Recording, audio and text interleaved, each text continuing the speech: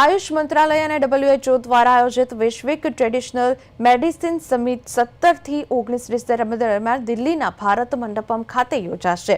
પરંપરાગત દવાઓના વૈજ્ઞાનિક પ્રમાણીકરણ અને ડિજિટલ હેલ્થ અને વૈશ્વિક સહયોગ પર કેન્દ્રિત આ સમિટમાં 100 થી વધુ દેશોના મંત્રીમંડળ, નીતિ નિર્માતાઓ અને સંશોધકો હાજરી આપશે। 2023માં ગુજરાતમાં पहली सफल समिट पछी भारत फरी आ महत्वपूर्ण समिटનું आयोजन કરી રહ્યું છે। તો આ વર્ષે રિસ્ટોરિંગ બેલેન્સ થીમ સાથે યોજાતી આ સમિટમાં અશ્વગંધા પર વિશેષ સેશન્સ પણ હશે। તો જામનગરનું ITRA આ સમિટનો મુખ્ય ક્ષેત્ર અને વૈજ્ઞાનિક ભાગીદાર બની રહ્યું છે। તેમજ WHO અને GTMCનું કામ ચલાવ કાર્યાલય અહીં કાર્યરત છે।